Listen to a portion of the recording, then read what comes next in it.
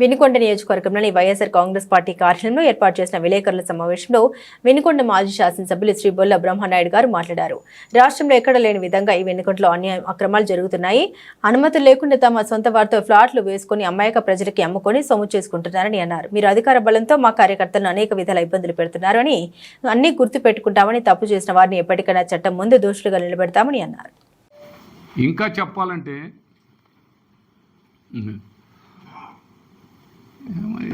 మేము ఒకటేనండి, నాకున్న ఇది ఒకటే, పోటీ చేస్తామా లేదా, గెలుస్తామా లేదా అనే దాన్ని పక్కన పెడితే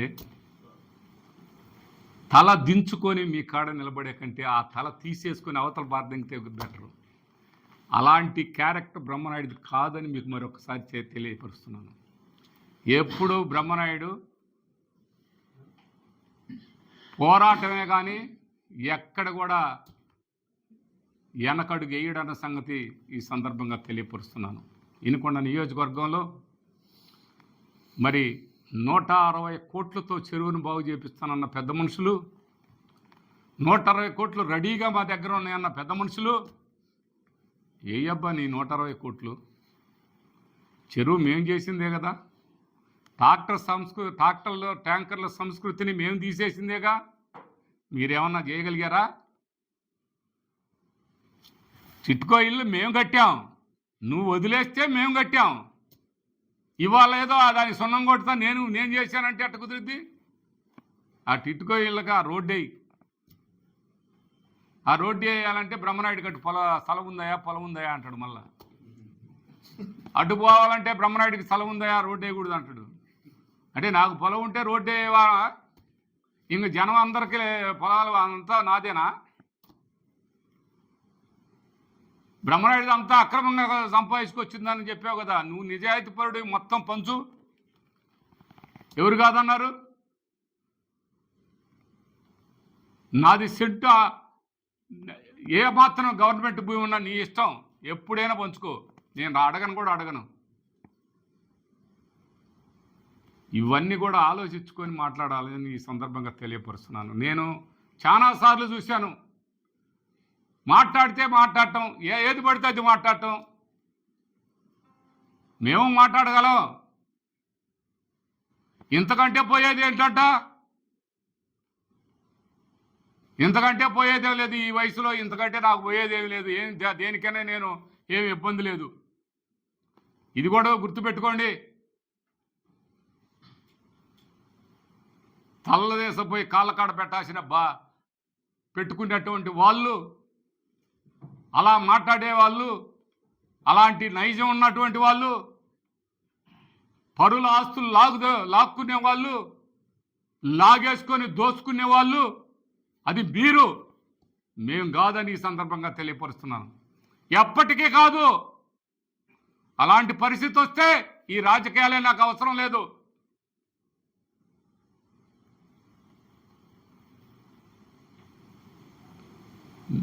అది గుర్తుపెట్టుకోవాల్సిన అవసరం ఉందని ఈ సందర్భంగా తెలియపరుస్తున్నాను. ఎప్పటికప్పుడు మీరు ఈ వినుకొండగా చేసింది ఏంటో ఒక్కటి చెప్పండి. ఇవాళ చూస్తే మీరు మాట్లాడుతున్నారు, దెయ్యాలు వేదాలు వదిలించినట్టుగా ఉంది నువ్వు మాట్లాడుతుంటే. ఆంజనేయులు గారు, నువ్వు సీపు అని చెప్పావు. నువ్వు సీపు ఇప్పు అయితే ఏమైంది? ఈడ బజార్లో కనీసం మోటార్ సైకిల్ కాదు, సైకిల్ పోలేని పరిస్థితి, కనీసం నడిచిపోలేని మరి పరిస్థితి. దీన్ని ఏం చేసావయ్యా? తమరు ఏం చేశారు? ఆ ట్రాఫిక్ని అడ్డుకోపోయావా? ట్రాఫిక్ని అడ్డుకోవడం కాదు, సాయిబుల్ని పేదోళ్ళు వాళ్ళ దేశపై లోపలేపేయటం. బ్రహ్మనాయుడిని కూడా వేపిస్తారట. ఆయన కూడా ఏపీయండి, అదేగా మీ పని. మీరు ఇంక పని చేసేదేమి లేదు, ఇలా చేపించడమే మీ వృత్తి. ఆ ట్రాఫిక్ని కాస్త క్లియర్ చేయించు. ఆడ చూస్తేనేమో ఆ సురేష్ మాల్ రోడ్డు మొత్తం మూసేసిపోయింది. అటు కారు కూడా పోవద్ది కాదు, మోటార్ సైకిల్ పోవద్ది కాదు. తమర పుణ్యం. ఆ రోజు మేము ఆ ఫస్ట్ వార్డు స్కూల్ని ఆడ పెద్ద పెద్ద వాళ్ళ ఆక్యుపేషన్లు తొలగించి దాన్ని పూర్తి స్థాయిలో అన్ని విధాల ఫస్ట్ వార్డు స్కూల్ బ్రహ్మాండంగా నిర్మాణం చేశాం. గుల్లకమ్మ బ్రిడ్జీలు 2 మేము తీసుకొచ్చి మేమంతా శంకుస్థాపన చేస్తే మళ్ళీ శంకుస్థాపన చేసుకున్నాం. కొండ మేము అంతా ఘాట్ రోడ్డు నిర్మాణం అన్నీ మేము చేస్తే నేను చేశానని చెప్తున్నావు. ఇంకా రాళ్ళు పడతాయి మీదని చెబుతున్నావు. ఇవన్నీ మీరు ఒకసారి గుర్తుంచుకోవాల్సిన అవసరం ఉంది. ఇవాళ కౌన్సిలర్లు పోయినంత మాత్రాన, కౌన్సిలర్లు నీ కాడికి వచ్చినంత మాత్రాన ఇక్కడ ఇదేదో జనం అంతా వచ్చారనుకుంటే నీ పొరపాటు. కౌన్సిలర్ది అది వాళ్ళ విజ్ఞతకే మేము వదిలేస్తాం. వాళ్ళు వైఎస్ఆర్ కాంగ్రెస్ పార్టీ బీఫామ్తో గెలిచి బీఫారం వైఎస్ఆర్ కాంగ్రెస్ పార్టీ ఇస్తే ఆ వైఎస్ఆర్ సింబల్ పైన గెలిచి ఈరోజు ఆ పార్టీలో పోయినటువంటి వాళ్ళు ఆ ఒక్క ఆయనే పోయాడు. కానీ మా కార్యకర్తలు కానీ మా ఓటర్స్ కానీ ఎవరో మీ అంట రాలా. అది గుర్తుంచుకోవాల్సిన అవసరం ఉందని కూడా ఈ సందర్భంగా తెలియపరుస్తున్నాను. ఎక్కడికక్కడే మోసంతో మేము కూడా చెప్తాం. మీరు ఎన్నెన్ని మోసాలు చేస్తుందో, ఎన్నెన్ని పర్మిషన్లు లేకుండా మీరు ప్లాట్లు వేస్తున్నారో, పర్మిషన్లు లేకుండా ప్లాట్లు వేసి జనానికి అన్ని విధాల మోసం చేసి ప్లాట్లు ఇస్తున్నారు. రేపొద్దున వాళ్ళ పరిస్థితి ఏంటి? నిన్న మన చంద్రబాబు నాయుడు గారు ముఖ్యమంత్రి గారు మరి చెప్పారు కదా, అలా చేస్తే సహించను అని. ఇక్కడ ఇల్లు కట్టే వాటిల్లో ఎక్కడైనా మీరు అప్రూవల్స్ తీసుకున్నారా? మీ నాయకుల చేత ఇప్పుడు ఏపిస్తున్నావా? వాటికి అప్రూవల్స్ ఉన్నాయా? ప్లాన్లు అవన్నీ ఒకసారి చూడండి. ప్రతి ఒక్కరు కూడా ప్లాట్ కొనాలంటే వాళ్ళని మోసం చేయకూడదు. ప్లాట్ కొనుక్కున్న వాళ్ళకి అన్ని అప్రూవల్స్ ఇవ్వాల్సిన బాధ్యత ప్లాట్లు వేసినటువంటి వాళ్ళకు ఉంటుంది. రియల్ ఎస్టేట్లో వాళ్ళందరినీ నువ్వు ప్రోత్సహిస్తున్నావు. అవకాశం ఉంటే ఏదైనా చేస్తున్నారు. ఇవన్నీ ప్రజలు ఇబ్బంది పడతారని ఈ సందర్భంగా తెలియపరుచుకుంటూ, ప్రజల తరపున ప్రజాప్రతినిధిగా శాసనసభ్యుడిగా మీరు అవన్నీ కూడా దయచేసి వాళ్ళందరికీ అలాంటి మోసపోకూడదు ప్రజలనే దాని మీద మీరు ఆఫీసర్స్కి అందరికీ తెలియపరిచి న్యాయం చేయాల్సిన బాధ్యత మీకుందని ఈ సందర్భంగా తెలియపరుచుకుంటూ, పూర్తి స్థాయిలో వినుకొండ నియోజకవర్గ ప్రజలందరూ కూడా ఎక్కడ తప్పు జరిగిందనేది మీ అందరికీ తెలుసు. ఎవరు తప్పులు చేస్తున్నారో మీ అందరికీ తెలుసు. ఒక రియల్ ఎస్టేట్ జరగాలంటే, ఒక రియల్ ఎస్టేట్ బాగా నడవాలంటే, ఎవరన్నా ఫ్లాట్ కొనుక్కున్న వాళ్ళకి ఆ ఫ్లాటు కొనుక్కునే వాళ్ళకి ధైర్యంగా మా ఫ్లాట్కి గ్యారెంటీ ఉంది, మా ఫ్లాట్ ఎక్కడికి కూడా ఎవరు కూడా దాన్ని తాకటానికి కూడా అవకాశం ఉండదు, ఇక్కడ మా శాసనసభ్యుడు ఉన్నాడు, అన్ని విధాల పూర్తి స్థాయిలో రక్షించబడిద్ది అనేది ఇక్కడ ప్రజల్లో ఆ నమ్మకం రావాలి. ఆ నమ్మకం వచ్చినప్పుడే రియల్ ఎస్టేటు ఇక్కడ అభివృద్ధి, ఇక్కడ అన్ని పనులు జరుగుతాయి. అది ఇక్కడ ఎక్కడా లేదు. ఎవడు లేకపోతే అటు ఇటు చూసి ఎత్తుకొని పోయేదైతే ఎత్తుకొని పోయేవాళ్ళు ఆడ కూడా చేయటమే, ఎత్తుకొని పోయేది కాకపోయింది. ఇప్పుడు నిన్న పెట్రోల్ బంక్ కూడా అదే పరిస్థితి. వాళ్ళు అదే చెప్పారయ్యా, మాది లాగేసుకుంటున్నారని. కన్నీళ్ళు తుడిపారు ఇప్పుడు టెంపరవరీగా. అదేం ఉంటుందని నమ్మకం లేదు, ఏమి లేదు, గద్దలు వాలినట్టే. ఈ మధ్య వచ్చింది బోరగ ఒకటి, మనకు బోరగలు అని వాళ్ళ వెనకటి రోజుల్లో ఆ బోర ఇవాళ ఒకటి వచ్చింది, పట్టుకున్నారు. ఈ బోర ఒక ఆడే ఒక ఏదో అన్న జంతువు చనిపోతే అది వాసన బయట వస్తుందంట కొన్ని వేల మైళ్ళ నుంచి కూడా. అట్టనే ఎక్కడన్నా కొద్దిగా ఇక్కడ ఈ ప్లాట్లో ఎవడు లేడు అని తెలిసిందనుకో, వాళ్ళు అమెరికాలోనో ఆస్ట్రేలియాలో ఉన్నారనుకో, గద్దలాలినట్టే వాళ్తున్నాయి. అది ఒక్కసారి గమనించాలని ఈ సందర్భంగా తెలియపరుచుకుంటూ సెలవు తీసుకుంటున్నాను. ఇప్పుడు కూడా చెప్తాను, మీరు చేసే ప్రతి దందాల మీద ఇవాళ నేను ఆనాడే చెప్పాను, సచివాలయం కొందరు, రైతు భరోసాకి కొందరు, హెల్త్ సెంటర్కి మరికొందరు, ఎంఆర్ఓ ఆఫీస్కి కొందరు, ఎండిఓ ఆఫీస్కి కొందరు, పోలీస్ స్టేషన్కు కొందరు, వాళ్ళే ఆక్యుపేషన్ చేసుకొని కూర్చుంటున్నారు. ఇంకెవరు ప్రజలు పోయే పని లేదు. మమ్మల్ని కలవండి అయ్యా, వాళ్ళని కలిసేది ఏందన్నట్టుగా మాట్లాడుతున్నారు. ఎక్కడికి పోయినా ముందు మమ్మల్ని కలవండి అంటున్నారు. అది ఒకటి పోతే ఇక బియ్యం రేషను మరీ దారుణం. రేషను ఇదిగో ఈ 15 మంది పంచుకోవాలబ్బాయి డబ్బులు.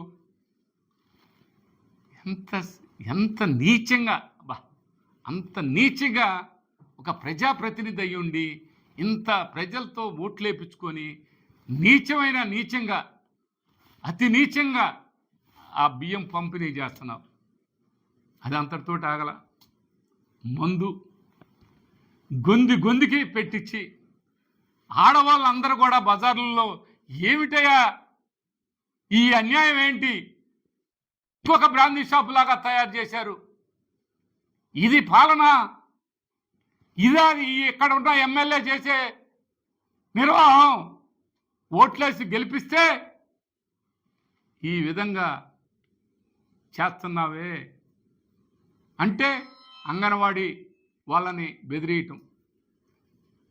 ఆనాడు కరెంటు సబ్స్టేషన్లు మీరు మీ సమయంలో, తెలుగుదేశం సమయంలో మీరు సబ్స్టేషన్లకు ఉద్యోగాలు ఇచ్చి మీరు ఇలా ఏర్పాటు చేస్తే మేము ఎవరిని కూడా ఒక్కరిని కూడా కాదనల్లా. ఇవాళ పనిచేసే వాళ్ళని వాళ్ళు ఇస్తరేస్తే ఆ ఇస్తర తినేదాన్ని లాగేసుకున్నట్టుగా 50 మందిని ఇవాళ తొలగించారు. ఇదా నువ్వు ప్రజాప్రతినిధివి, నువ్వు శాసనసభ్యుడివి, నీ ఒక్క పార్టీకే కాదు నియోజకవర్గ ప్రజలందరికీ కూడా నా శాసనసభ్యుడు అన్న సంగతి గుర్తు చేసుకోవాల్సిన అవసరం ఉందని ఈ ఆంజనేయులు గారికి ఈ సందర్భంగా తెలియపరుస్తున్నాను. కాకపోతే చెప్తాడు, ఆడని చేతగాక మధ్యలో పగలు కొట్టినట్టు జగన్మోహన్ రెడ్డి అది చేశాడు, ఇది చేశాడు. జగన్మోహన్ రెడ్డి చేసింది మీరు ఎప్పుడు చేస్తారయ్యా? జగన్మోహన్ రెడ్డి ప్రజలకి అనేక సంక్షేమాలు అందించి దాదాపుగా 2,75,000 కోట్లు ప్రజలకు సంక్షేమం ద్వారా డైరెక్ట్గా వాళ్ళకి అందించాడు. మీరు చెప్పారు, అప్పుడేం చెప్పారు, ఎన్ని లక్షల కోట్లు? 14,34,000 కోట్లు అప్పు ఉందని చెప్పారు. తీరా మీ నోటితోటే మొన్న చెప్పారు 6 లక్షల చిల్లర కోట్లు ఉందని. అంటే అప్పుడు ఎంత తేడా చెప్పారు? 8 లక్షల కోట్లు ఎగస్ట్రా చెప్పారు. అదేం లేదని మళ్ళీ మీరే చెప్పారు. మరి ఇవాళ మీరు ఇయలేదే? బటన్ నొక్కటం కాదని, బటన్ మీరు నొక్కండి. ఇప్పుడు ఆయన బటన్ నొక్కాడు, బటన్ నొక్కాలన్నా కూడా మరి ఇది ఉండాలిగా. మీరు నొక్కండి, మేము కాదని లేదుగా. వీళ్ళందరికీ 6 గ్యారెంటీలు దాని మీద ఇంటింటికి పోయి చెప్పారు కదా, మేము 6 షూరిటీ గారడి అని ఏదో చెప్పారు. ఈ షూరిటీలన్నీ ఏమైనాయా? అది ఒకసారి ఆలోచించాల్సిన అవసరం ఉంది కదా. ఇది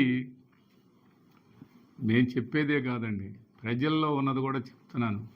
ఈరోజు ప్రజల్ని మోసం చేసి ఓట్లు వేయించుకొని వాళ్ళకి సున్నా చూపించారు, 3D సినిమా చూపించినారు. అలాంటి సినిమా చూపించి ఇవాళ గెలిచి ఇవాళ ఇంకా మీరు జగన్మోహన్ రెడ్డి గారి గురించి మాట్లాడితే ఎలాగా? అయిపోయింది. మీరు గెలిచారు, మీరు మంచిగా చేయండి. మరి ఎక్కడ పని అక్కడే ఆగింది. మేము రోడ్లన్నీ భలే వేస్తాం అని చెప్పారు. రోడ్లన్నీ భలే ఎక్కడేసారయ్యా? ఎక్కడేసారు భలే? నాకు అర్థం కాలే. మరి మీరు ఆడ భలే వేశారు. మేము వేసిన రోడ్లే. ఇవాళ అక్కడ మదమంచిపాడు నుంచి పెదకంచెరలోకి రోడ్డు ఎవరు వేసారయ్యా? అది కూడా మేమే వేసామని చెబుతారు. ఎందుకయ్యా ఈ మాటలు, ఈ అబద్ధపు మాటలు, ఈ అబద్ధపు మాటలతోటి కాలం గడపాలని చూడటం ఇది ఏమాత్రం కరెక్ట్ కాదని మీరు కౌన్సిలర్ని ఏదో మభ్యపెట్టి మళ్ళీ మీకు ఈసారి కౌన్సిలర్ ఇస్తామని మీరు కౌన్సిలర్ ఇస్తారో ఎవరో అది దేవుడికి తెలియాల. వైఎస్ఆర్ కాంగ్రెస్ పార్టీ వాళ్ళకి కౌన్సిలర్లు మీరు ఇస్తారని మీరు అబద్ధపు మాటలు చెబితే నమ్మినటువంటి వాళ్ళని గొంతు కోసే నేచర్ మీది. అది ఎవరికి తెలియదు కాదు. అది ఎంత కూడా ఒకసారి ఆలోచించాలని. మీరు నిజంగా మీకు నమ్మకం ఉంటే వైఎస్ఆర్ కాంగ్రెస్ పార్టీ కౌన్సిలర్ని రాజీనామా చేసి మళ్ళీ గెలిచి ఆ పార్టీలోకి పోతే అది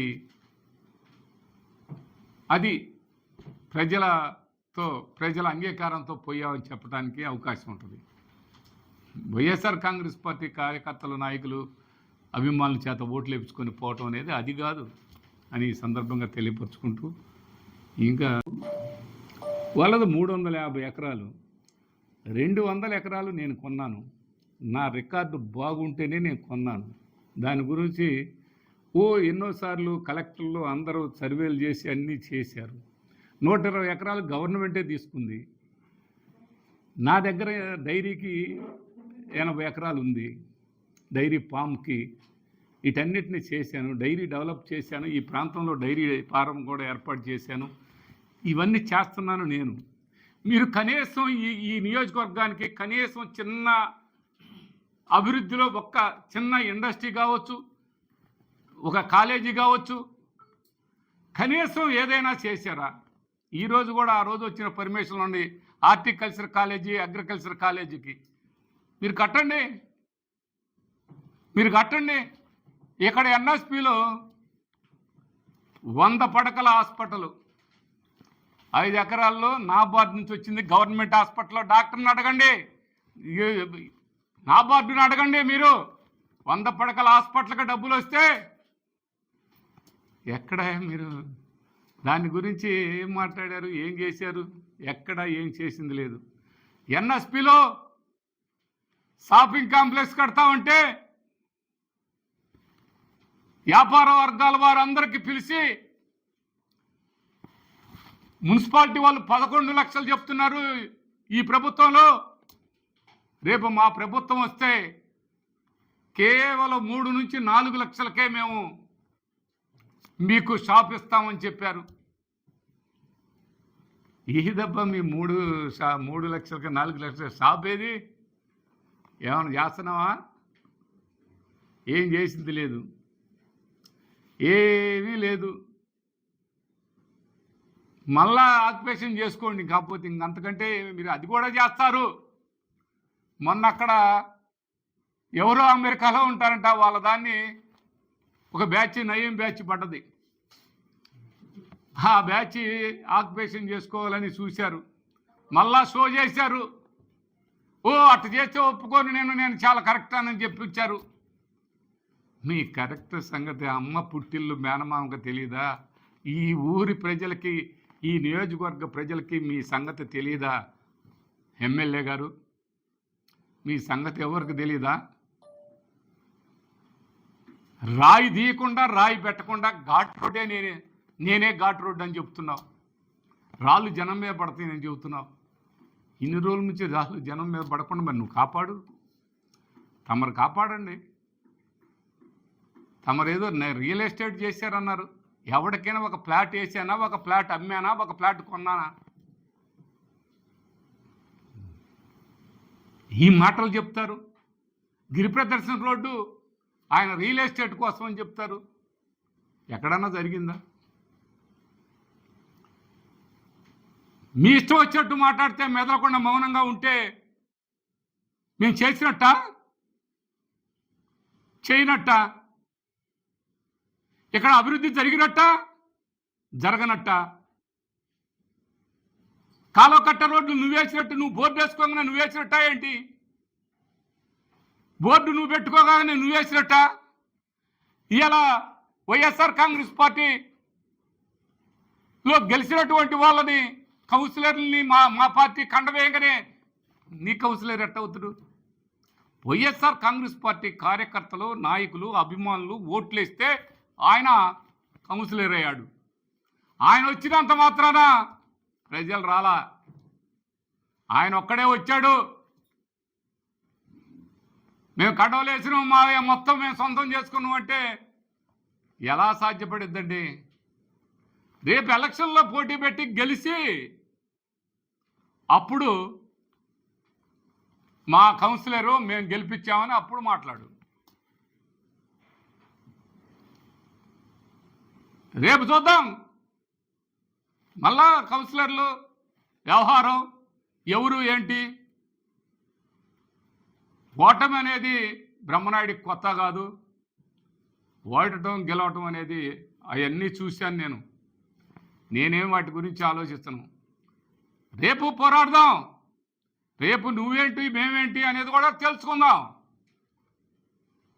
మేము పోటీ చేయరని చెప్తున్నారంట, ఎవరు పోటీ చేయరో చూద్దాం. పోటీ చేయకుండా ఉండే ప్రశ్నే లేదు, కంపల్సరిగా పోటీ చేస్తాం. మళ్ళీ కౌన్సిలర్లు ఎవరు ఏంటనేది, ఎవరు చైర్మన్ అవుతారు అనేది మళ్ళీ ఆలోచిద్దాం. దాంట్లో కూడా ఎక్కడ సందేహం లేదు.